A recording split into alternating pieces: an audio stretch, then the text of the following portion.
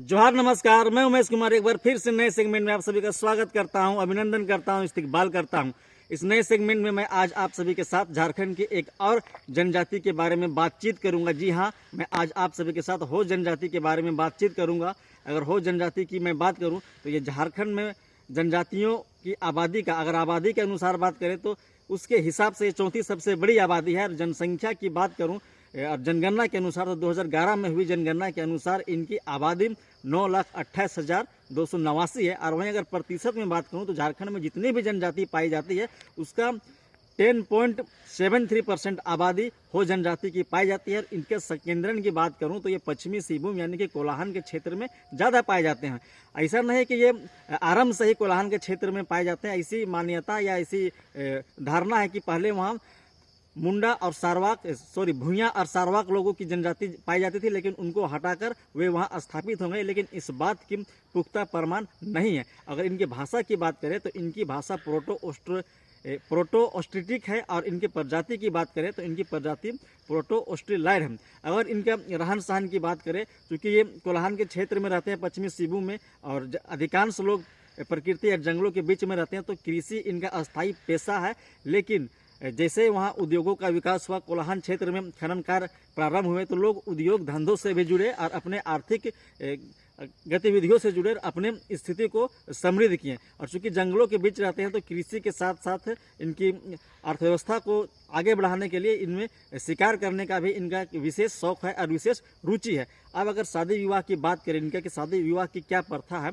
तो शादी विवाह भी यहाँ अनेक तरह के होते हैं। कुछ शादी विवाह सामाजिक तरीके से होते हैं और कुछ राजी खुशी या अपने, जिसे हम कहते हैं कि लड़के और लड़की के पसंद से होते हैं। तो जो विवाह पारंपरिक और सामाजिक रूप से होते हैं, जो हो जनजाति की जो प्रथा है, जो परंपरागत प्रथा है, उसको हम आंधी कहते हैं। और जो हिंदुओं की जो परंपरा रीति रिवाज से होते हैं उसे दीकू आंधी कहते हैं।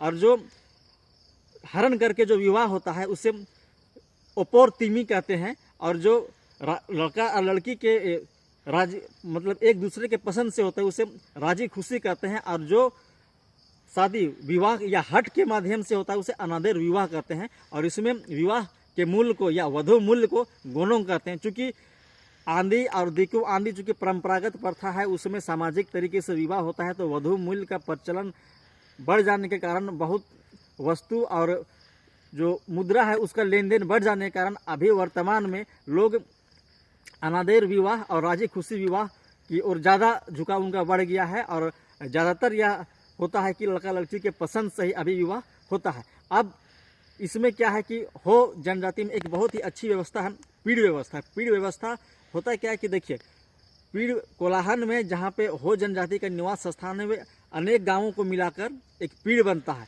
और गाँव का भी प्रमुख होता है और पीढ़ का भी प्रमुख होता है। गाँव का जो प्रमुख होता है उसे मुंडा कहते हैं, और जो पीढ़ का प्रमुख होता है उसे मानकी कहते हैं। यानी कि वर्तमान में मानकी मुंडा की स्वशासन की प्रणाली वहाँ पर कोल्हान में चल रही है हो जनजाति के बीच। और मैं आपको बता दूं, हो जनजाति जो स्वशासन की जो प्रथा है, जो सिस्टम बनाया गया है मानकी मुंडा, ये ब्रिटिश काल से ही इसे लागू किया गया है। अब आते हैं इनके पूजा पद्धति के बारे में। तो सिंगबोंगा इनका प्रमुख देवता है। ये नदी नालों की भी पूजा करते हैं। नदी को ये नागे बोंगा कहते हैं। और इसके अलावा ये माता भगवती, महादेव और लक्ष्मी माता की भी पूजा करते हैं। और आगे इसके और बात करूं, इसमें अखड़ा की भी प्रणाली है, प्रथा है, सत्संग की भी प्रथा है, और सरना की भी प्रथा है। अखड़ा में होता क्या है कि पंचायतें होती है और भी आयोजन होते हैं, नाच गायन की प्रथा चलती है। और ससन जिसे हम शमशान कहते हैं, तो ससन में होता क्या है कि देखिए, वहाँ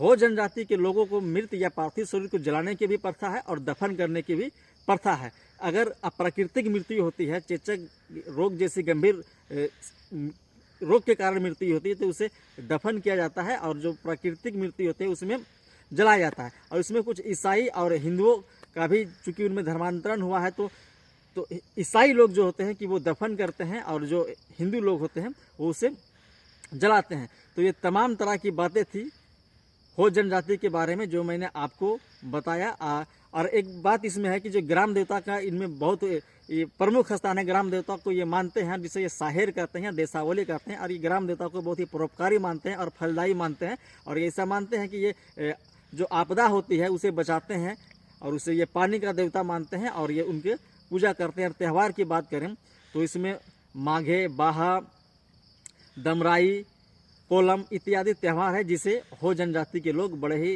धूमधाम से मनाते हैं, श्रद्धापूर्वक मनाते हैं। तो ये कुछ बातें थी हो जनजाति से जुड़ी जो मैंने आपको बताया। आई होप हो जनजाति के बारे में आपको जानकारी मिली होगी। आपने वीडियो को सुना। आप सभी को धन्यवाद। जोहार।